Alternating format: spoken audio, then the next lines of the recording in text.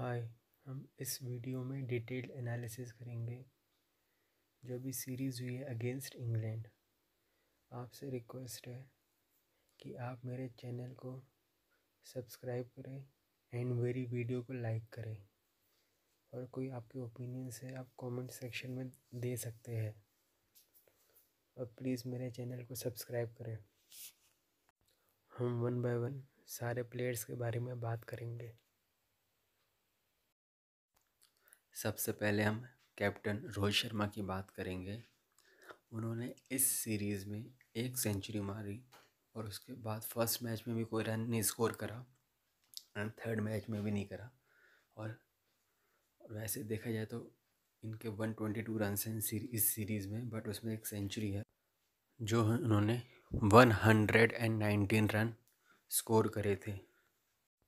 इस सीरीज़ में आप ये बोल सकते हो कि उनकी सेंचुरी आई है एक, अदरवाइज़ ये सीरीज़ उनके हिसाब से अच्छी नहीं गई जो उनका स्टैंडर्ड है। ऑल्दो उनकी रेड बॉल में फॉर्म अच्छा नहीं था, तो इस वजह से 1 सेंचुरी ही आना इस सीरीज़ में और बाकी उनमें रन ना आना वो भी अब अच्छा लग रहा है। Rohit Sharma one of the best openers in the world, तो इसलिए उनका फॉर्म में आना सी टीम में बहुत ज़रूरी है अगर इंडिया को अच्छा करना है, जैसे उन्होंने वर्ल्ड कप 2023 में करा था। और जो नेक्स्ट प्लेयर है वो है गिल। गिल इस सीरीज़ में प्लेयर ऑफ द सीरीज़ थे और उन्होंने 250s मारी और 1 सेंचुरी। लोग कितना भी उनको रेड बॉल में क्रिटिसाइज़ करें, बट वाइट बॉल में एक अलग ही कंसिस्टेंसी है इनकी अभी तक। इस सीरीज़ में इन्होंने हर मैच में रन स्कोर करे हैं और जो उनके शॉट्स तो एलिगेंट होते ही है, पर अभी रिसेंटली तो वाइट बॉल में इंडिया के अभी इस सीरीज़ में बेस्ट बैट्समैन लगे हैं। उनसे बहुत उम्मीद रहेगी चैम्पियंस ट्रॉफी में। ये कि शुभमन गिल स्टेबिलिटी प्रोवाइड कर रहे हैं लंबे इनिंग्स खेल के, और अब ज़रूरत है क्योंकि अब उनमें बहुत ज़्यादा रिस्पॉन्सिबिलिटीज़ है और अब उनका रोल बहुत क्रूशल रहेगा सीटी में। जो नेक्स्ट प्लेयर है वो है विराट कोहली। उनकी रीसेंट फॉर्म इतनी अच्छी नहीं चल रही थी। उन्होंने इस सीरीज़ में खाली 2 मैच खेले हैं। पहला मैच मिस करा है due to knee problem. Second match में जल्दी आउट हो गए आदिल रशीद की बॉल में। थर्ड मैच में भी आदिल ने आउट करा है और ऑलमोस्ट सिमिलर ही वो था आउट, कॉट बिहाइंड। उन्होंने स्लोर कराई इन दी एयर थर्ड मैच में और एज लगा विराट कोहली का। और काफ़ी समय से विराट कोहली को लेग स्पिनर्स के अगेंस्ट डिफ़िकल्टी हो रही है। चलो है कि 50 आ गई तो थोड़ा सा कॉन्फिडेंस बूस्ट होगा विराट कोहली का, क्योंकि रीसेंट फॉर्म उनकी इतनी अच्छी नहीं रही है। चलो इस सीरीज़ में रोहित शर्मा एंड विराट कोहली के कुछ रन हैं। रोहित शर्मा के तो इनफैक्ट सेंचुरी भी है, तो ये कि अब वो ये चीज़ उनको सीटी में कितना फ़ायदा पहुंचाएगी वो देखने लायक होगा। अय्यर ने इस सीरीज़ में अच्छा खेला है, हर मैच में स्कोर करा है और 250s मारी है, बट मुझे लगता है थर्ड ओडीआई में उनके पास बहुत अच्छा मौका था सेंचुरी करने का, but down the leg side वाली बॉल में उन्होंने एज लग गया उनका और जिस वजह से वो आउट हो गया। कीपर ने अच्छा कैच करा।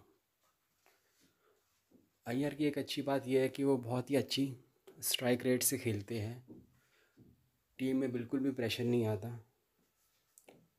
और हमें इंडिया को काफ़ी टाइम से एक अच्छे नंबर 4 की ज़रूरत थी।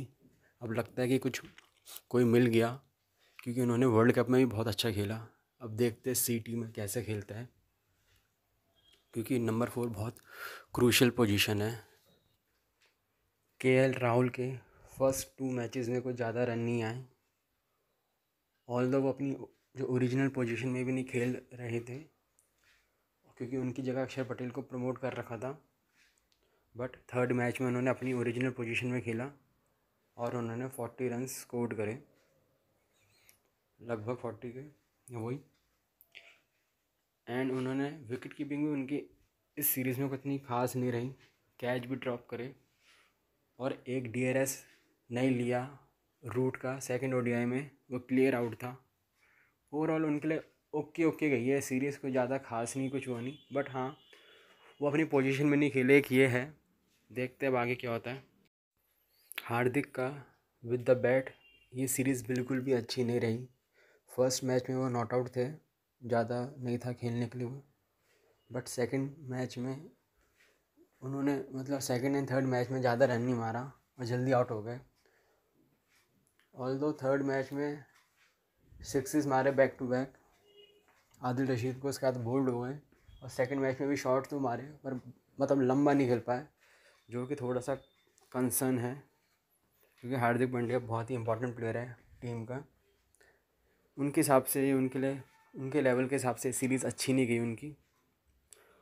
और बॉलिंग जब उन्होंने एज अ बॉलर भी उन्होंने कुछ इतना ज़्यादा खास नहीं करा।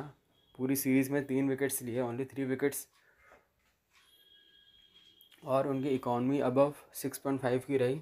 फर्स्ट मैच में फिर भी बहुत अच्छी बॉलिंग कराई। हार्दिक ने इस पूरी सीरीज़ में 19 ओवर्स कराए। ये अच्छी बात लगी कि उन्होंने जब वो बॉलिंग करा रहे थे तो ऐसे कोई डिफ़िकल्टी में नहीं लग रहे थे, क्योंकि उनके साथ इंजरी इशू भी रहता है, तो इसलिए अच्छी बात है ये। इस सीरीज़ में अक्सर ने बहुत ही बढ़िया बैटिंग करी है और उनको प्रमोट कर रखा था इस सीरीज़ में फर्स्ट 2 मैचेस में, और उन्होंने बहुत ही अच्छा बैटिंग करी है। एक प्रॉपर बैट्समैन की तरह खेलते हैं वो, बॉल को बहुत ही अच्छा टाइम करते हैं। इस सीरीज़ में उन्होंने एक 50 मारी है और सेकंड ODI में नॉट आउट भी रहे हैं, क्योंकि वो जो उनको अप द ऑर्डर, तो उन्होंने वर्ल्ड कप फाइनल में भी खेला था T20, और कितनी अच्छी बैटिंग करी थी, स्टेबिलिटी जो प्रोवाइड करी थी उस दिन, इसलिए उनको प्रमोट सही करती है टीम। क्योंकि अब ऋषभ पंत भी नहीं है, उनकी मुश्किल है कि चांस मिलेगा उनको, तो इस वजह से कभी कुछ डिफरेंट करना हो तो उनको ऊपर सेंड कर सकते हैं। बट हाँ, बॉलिंग वाइज इतना कुछ खास नहीं रहा। फर्स्ट 2 ODIs में तो कुछ खास नहीं रहा। हाँ, थर्ड में अच्छी बॉलिंग कराई, इकनॉमिकल भी रहे, और ही टुक 2 विकेट्स। तो वैसे ओवरऑल सीरीज़ सही रही उनके लिए, बैटिंग वाइज तो बहुत ही अच्छी रही। जडेजा इस सीरीज़ के बेस्ट बॉलर थे।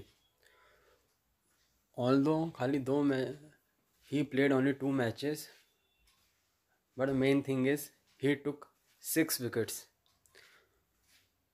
और उनकी इकॉनमी इतनी अच्छी थी 3.21 की। जितनी बढ़िया बॉलिंग कराई विकेट टू विकेट, कोई कोई भी बैट्समैन इनको फ्रीली नहीं खेल पाया, सबको बहुत ही दिक्कत हुई, डिफ़िकल्टी हुई इनको खेलने में। जिया से बॉलिंग कराई, एक अलग ही बॉलर लग रहे थे पूरी सीरीज़ में। उनको इस सीरीज़ में ज़्यादा बैटिंग नहीं मिली, बैटिंग तो दोनों मैचेस में आई, बट वो दोनों मैचेस में नॉट आउट रहे, क्योंकि ज़्यादा रन नहीं था स्कोर करने के लिए। तो आए मैच ख़त्म करा, ख़त्म, ज़्यादा उनको बैटिंग नहीं मिल पाई, एक हल्की सी वही बात है। अदरवाइज़ पूरी सीरीज़ उनके लिए बहुत ही अच्छी रही।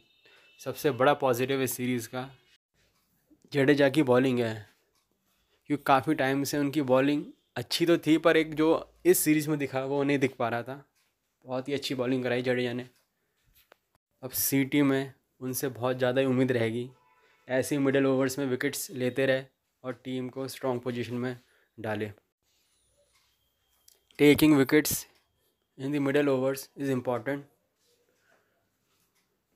To restrict opponents from scoring big runs.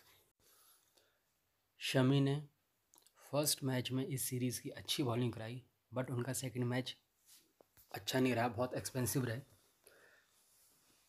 पर यह है कि स्टार्टिंग में शमी विकेट नहीं ले पाए और इन्होंने इस सीरीज़ में खाली 2 विकेट लिए हैं। बट ये है कि वो इंजरी के बाद आ रहे हैं, तो इसलिए कोई इतना ज़्यादा वो नहीं है, टाइम लगेगा थोड़ा सा। पर एक अच्छी बात यह है कि उन्होंने 16 ओवर्स कराए, जो उन्होंने 2 मैच खेले, दोनों में मिला के तो इससे ये है कि चलो फिटनेस का भी चेक हो रहा है और अभी तक वो ठीक ही है। अभी ऐसा कुछ लगा नहीं उनको। खाली वो फर्स्ट मैच में एक बार बाहर गए थे बॉलिंग कराते समय अपना, शायद सेकंड ओवर ख़त्म होने के बाद। पर ओवरऑल वैसे ठीक ही है फिटनेस उनकी, देखने में तो ऐसा कुछ लगा नहीं कि वो डिफ़िकल्टी फेस कर रहे हैं।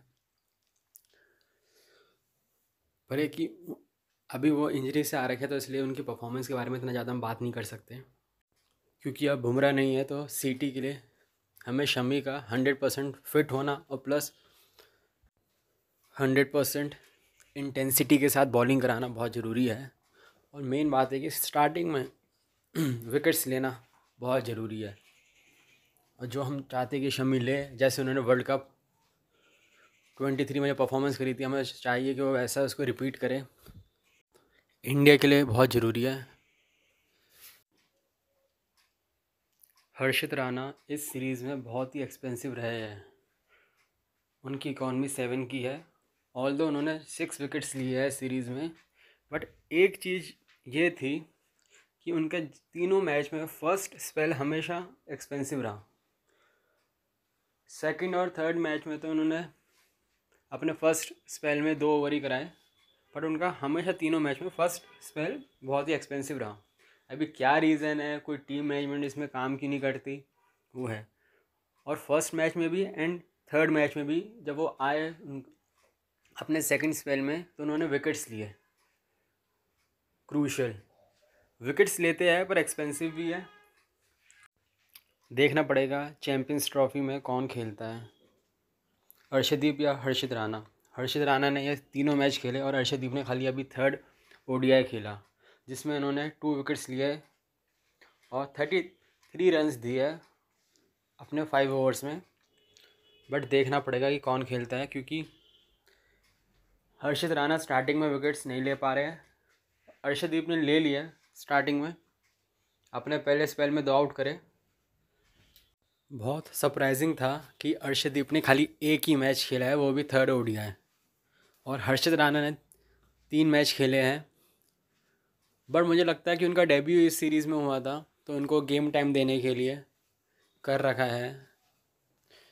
और वैसे मुझे लगता है कि बिफोर सीटी थोड़ा सा गेम खेले। अदरवाइज़ मुझे लगता है कि चॉइस पहले अर्शदीप ही होंगे, क्योंकि एक डिफरेंट बॉलर है, लेफ़्ट आर्म है। तो इस वजह से लेट्स सी कि क्या होता है चैम्पियंस ट्रॉफी में। Kuldeep Yadav played only 2 matches. उनका अपना इंजरी के बाद कमबैक था, उन्होंने खाली 2 विकेट ली। और बॉलिंग में ओल्ड कुलदीप नहीं दिख रहे थे, वो तो ऑब्वियस है क्योंकि इंजरी के बाद आना। तो इसलिए अभी खाली मेन ये होता है कि बॉलर प्रॉपरली बॉल करा पा रहा है, उन्हें कोई डिफ़िकल्टी तो नहीं आ रही, बॉलिंग कराने में कोई दिक्कत तो नहीं हो रही। अभी तो यही मेन है। पर जितना वो मैचेस खेलते रहेंगे तो वो बेटर होते रहेंगे। वरुण ने भी एक ही मैच खेला, उन्होंने भी खाली सेकंड ओडीआई खेला, उसमें 54 रन्स कंसीड करे and he took only 1 wicket. अब देखना होगा कि सीटी में किसको खिलाते हैं, कुलदीप को या वरुण को। पर मुझे लगता है कुलदीप को चांस मिलेगा, वरुण का बहुत कम ही चांस है कि वो मिलेगा, उनको बैकअप के तौर पे रखा हुआ है। Let's see. सुंदर ने खाली एक ही मैच खेला, बैटिंग में खाली 14 रन स्कोर करे और बॉलिंग में एक्सपेंसिव रहे, एक ही विकेट लिया और अच्छे खासे एक्सपेंसिव रहे थे, तो उनको भी ज़्यादा चांस नहीं मिला। कि ऑफकोर्स ज़्यादा जडेजा है टीम में, अक्षर पटेल है, तो मुश्किल ही है। और इस सीरीज़ में एक भी मैच नहीं खेला ऋषभ पंत ने। मुझे लगता है उसका रीज़न ये है कि KL Rahul first choice wicket keeper है और टीम में अक्षर पटेल लेफ्ट हैंडेड बैट्समैन है जो कि अच्छा भी खेल रहे हैं। तो इसलिए मुझे लगता है ऋषभ पंत का मुश्किल ही है। सीटी में अगर मिल गया कोई चांस तो मिल गया। आपकी क्या व्यूज़ है आप कमेंट सेक्शन में लिखें और आप प्लीज़ सब्सक्राइब करें मेरे चैनल को और मेरी वीडियो को लाइक करें।